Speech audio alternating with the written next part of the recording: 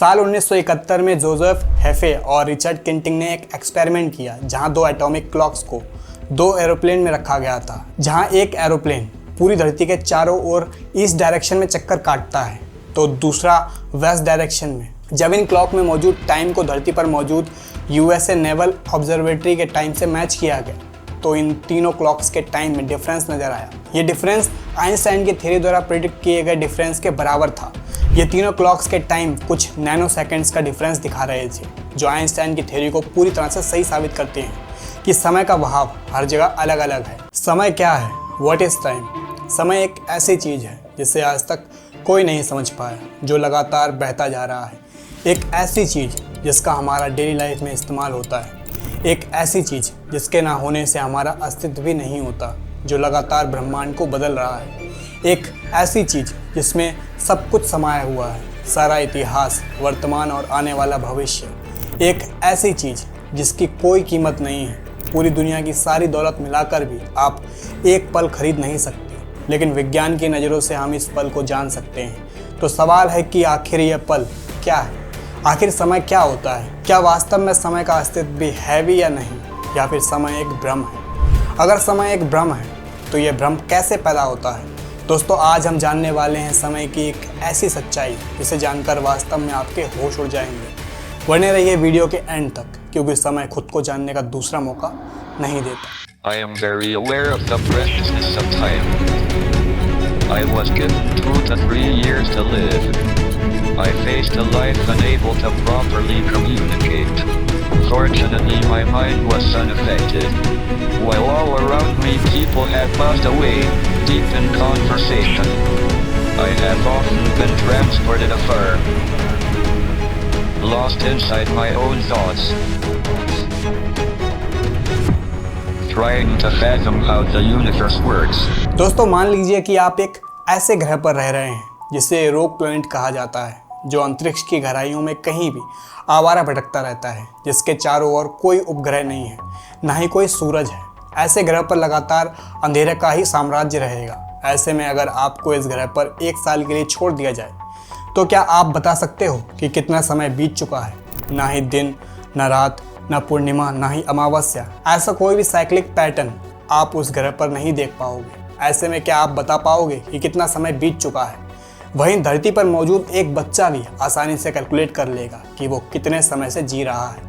एक जानवर भी समय को फील कर पाएगा, क्योंकि यहाँ सूरज और चांद की वजह से एक साइक्लिक पैटर्न मौजूद है, जिससे हम सब प्रवासी समय को एक्सपीरियंस कर पाते हैं। जिस तरह लॉकडाउन के समय पर हम सब 1 साल के लिए कैद रहे, उस वजह से आज भी लोगों को लगता है कि वे 1 साल के समय को स्किप करके सीधे आज के टाइम में आ चुके हैं, यानी हम उस समय को उतना फील नहीं करते। ऐसे में यहाँ आकर एक बहुत बड़ा सवाल खड़ा हो जाता है, जो हमारी सोच की धज्जियां उड़ा देगा। वो सवाल है कि क्या समय वास्तव में एग्जिस्ट करता भी है या नहीं? क्या समय हम इंसानों ने अपनी ज़िंदगी के कामकाज के लिए इन्वेंट किया है? अगर धरती पर दिन रात ना होते, चांद ना होता, तो क्या हम उस समय को माप सकते? अगर नहीं, तो क्या समय वास्तव में एग्जिस्ट करता भी है या नहीं? दोस्तों, अगर सूरज और चांद ना होते, तब भी एक ऐसी चीज़ होती है जिसकी वजह से हम ये पता कर पाते हैं कि कितना समय बीत चुका है। वो चीज़ है स्टार्स। सूरज और चांद के ना होने की वजह से हमें ब्रह्मांड के सितारे आमतौर पर रात में नजर आने वाले सितारों से कई गुना ज़्यादा संख्या में दिखाई देते।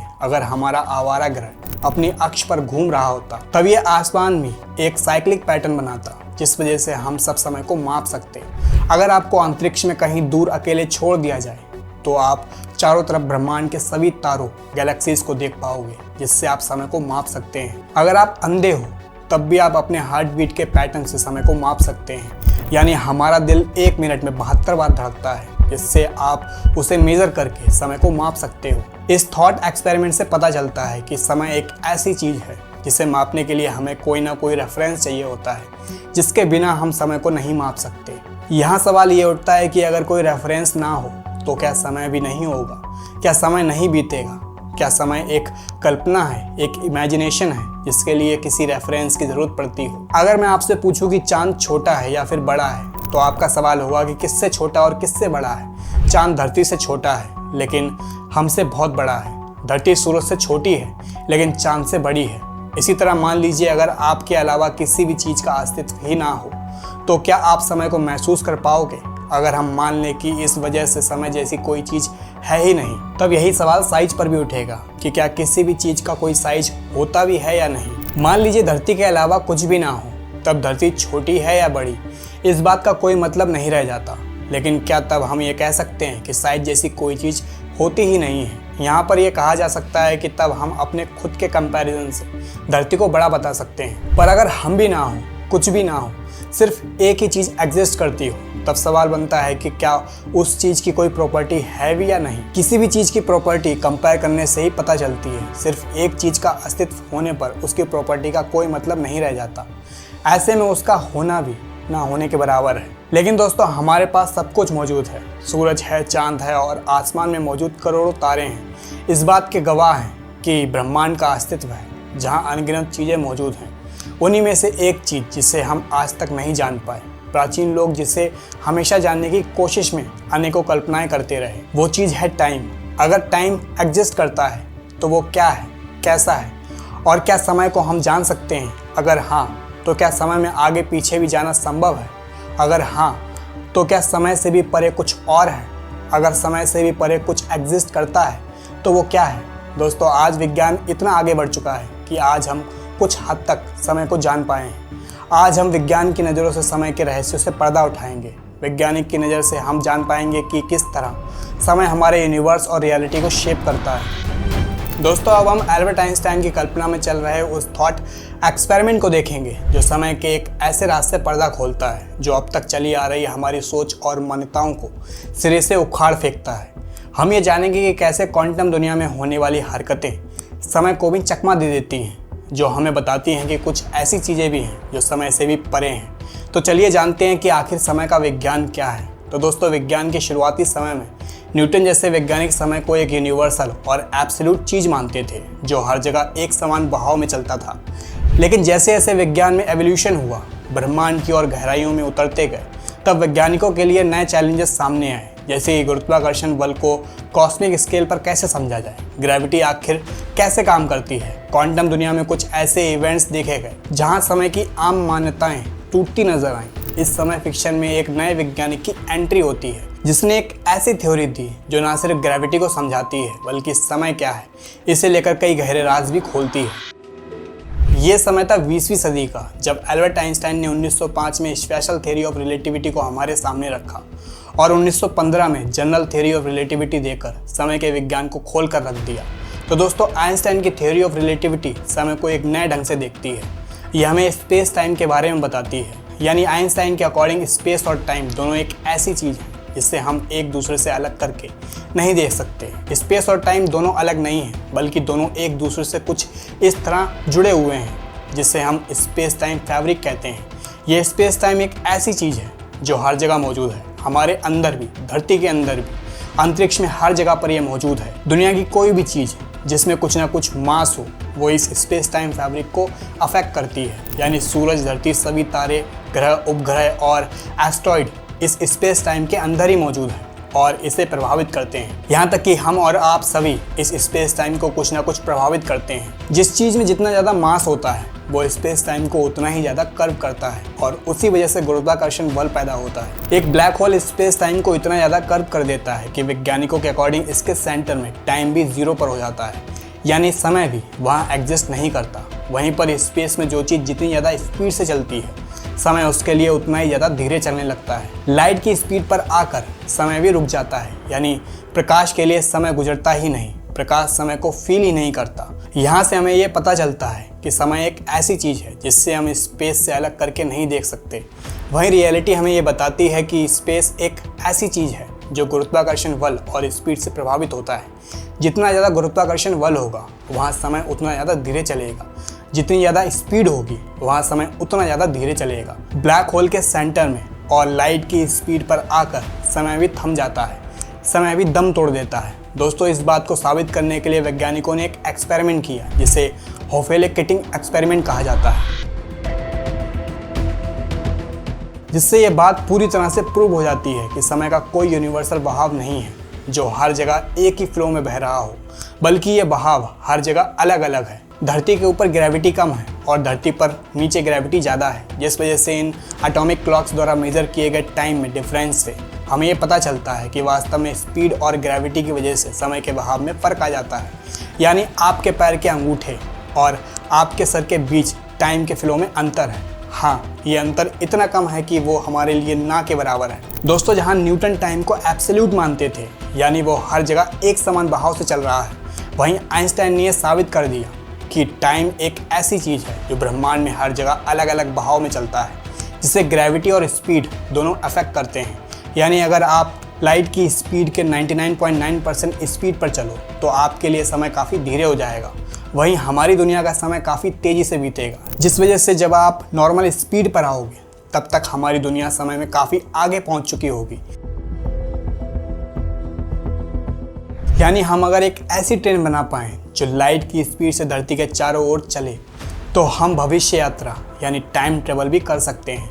फेमस वैज्ञानिक स्टीफन हॉकिंस के अकॉर्डिंग अगर आप एक ऐसी ट्रेन में बैठे हो जो लाइट की स्पीड से चल रही हो, ऐसी ट्रेन के अंदर यात्रियों के लिए समय काफ़ी धीरे चलेगा और बाहर की दुनिया में समय ट्रेन के मुकाबले काफ़ी तेज़ी से बह रहा होगा। अगर ट्रेन के अंदर की क्लॉक के अकॉर्डिंग आप एक हफ्ते इस ट्रेन में बैठे रहो तो बाहर 10 साल बीत जाएंगे, और जब आप अपने टाइम के अकॉर्डिंग एक हफ्ते बाद बाहर निकलोगे तो आप 10 साल आगे एक फ्यूचर की दुनिया में एंट्री करोगे। यानी कुल मिलाकर आप वास्तव में भविष्य यात्रा कर सकते हो। लेकिन दोस्तों, यहाँ सवाल उठता है कि अगर टाइम ट्रेवल संभव है तो सिर्फ भविष्य में जाना ही संभव क्यों है? क्या पास्ट में जाना संभव नहीं है? ऐसी कौन सी चीज़ है जो हमें पास्ट में जाने से रोक रही है? क्या पास्ट सच में एग्जिस्ट करता भी है या फिर नहीं? दोस्तों, सेकेंड लॉ ऑफ थर्मोडायनेमिक्स के अकॉर्डिंग यूनिवर्स के एंट्रोपी टाइम के साथ हमेशा डिसऑर्डर की तरफ बढ़ती है। इससे ये बात निकलकर सामने आती है कि टाइम का एरो हमेशा पास्ट से प्रेजेंट और प्रेजेंट से फ्यूचर की तरफ जाता है। टाइम एक वन डायरेक्शनल चीज़ होती है। इससे ये बात सामने निकल कर आती है कि टाइम का एरो हमेशा पास्ट से प्रेजेंट और प्रेजेंट से फ्यूचर की तरफ ही जाता है। अब यहाँ सवाल उठता है कि टाइम एक वन डायमेंशनल चीज़ ही क्यों है जिसका फ्लो पास्ट से प्रेजेंट और प्रेजेंट से फ्यूचर की तरफ जाता है? ऐसे में सवाल ये है कि क्यों हम अपने प्रेजेंट मोमेंट को बदल कर अपने फ्यूचर को अफेक्ट कर सकते हैं, लेकिन हम पास्ट को अफेक्ट नहीं कर सकते। एरो ऑफ टाइम हमें बताता है कि हम पास्ट में नहीं जा सकते क्योंकि टाइम का फ्लो सिर्फ एक ही डायरेक्शन में है। लेकिन वहीं कुछ वैज्ञानिक मानते हैं कि टाइम का एरो और बिग बैंग के बाद एंट्रोपी टाइम के परसेप्शन को बनाते हैं। जिस तरह धरती पर कोई भी चीज़ ऊपर से नीचे ही गिरती है, नीचे से ऊपर नहीं जाती। स्पेस की डायरेक्शन ग्रेविटी की वजह से ऊपर से नीचे की ही तरफ है। इसका मतलब ये नहीं है कि नीचे से ऊपर की डायरेक्शन ही ना हो, और ये भी नहीं है कि स्पेस ही ना हो, क्योंकि अगर आप स्पेस में चले जाएं तो वहाँ डायरेक्शन का कोई मतलब नहीं है।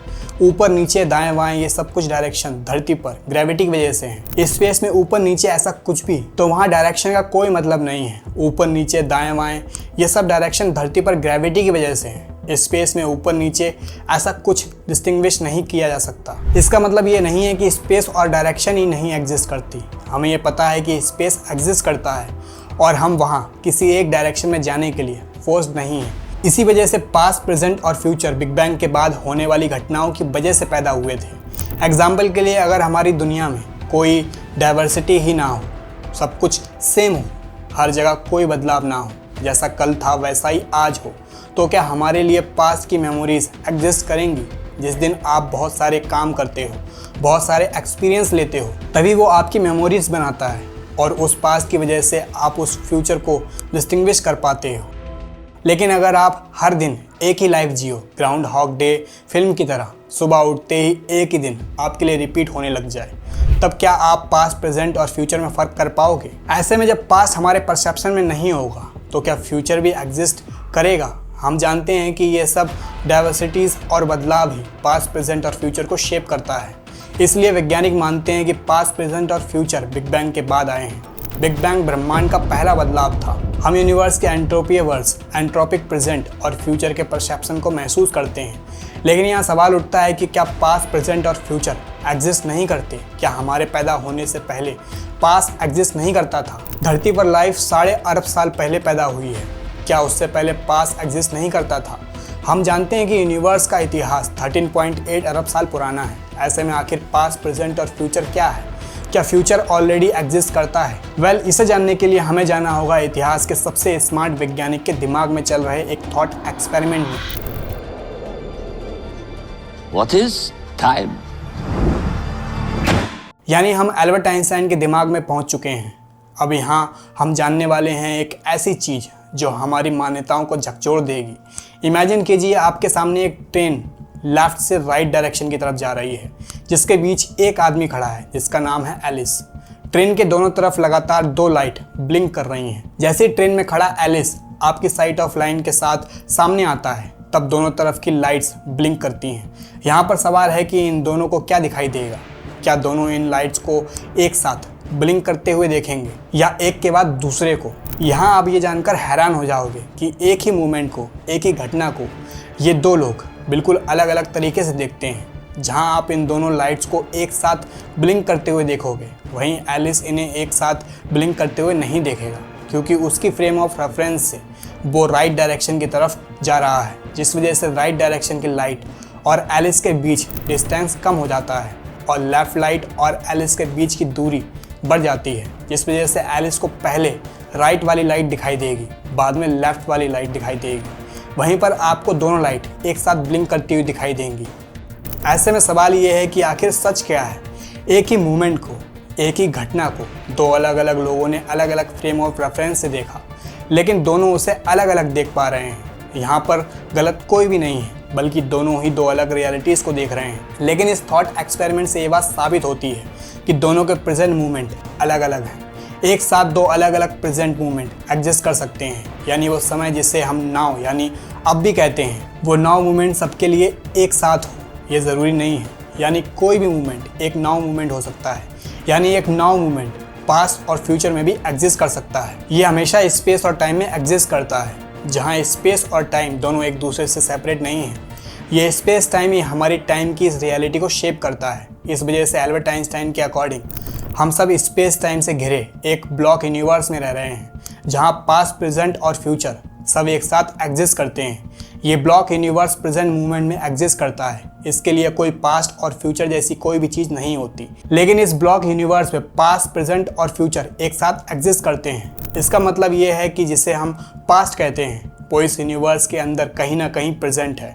जिसे हम फ्यूचर कहते हैं वो इस यूनिवर्स में कहीं ना कहीं ऑलरेडी एग्जिस्ट करता है। दोस्तों, इस बात को हम एक इंटरेस्टिंग ऑब्जर्वेशन से समझ सकते हैं। सूरज से आने वाली लाइट को हम तक पहुंचने में 8 मिनट लगते हैं। ऐसे में आप सब जब सूरज को देखते हो तो आप 8 मिनट पुरानी घटना को देख रहे होते हो, यानी आप पास्ट को देखते हो, लेकिन 8 मिनट पहले यही पास्ट सूरज का प्रेजेंट था और अब ये पास्ट की इन्फॉर्मेशन हमारे लिए प्रेजेंट मूवमेंट बन चुकी है। वहीं इस वक्त सूरज का प्रेजेंट मूवमेंट हमें अगले 8 मिनट बाद मिलेगा, जो कि फ़िलहाल हमारे प्रेजेंट मूवमेंट के हिसाब से फ्यूचर में एग्जिस्ट करता है। यहाँ पर आप समझ सकते हैं कि कैसे फ्यूचर पास्ट और प्रेजेंट को एग्जिस्ट करते हैं।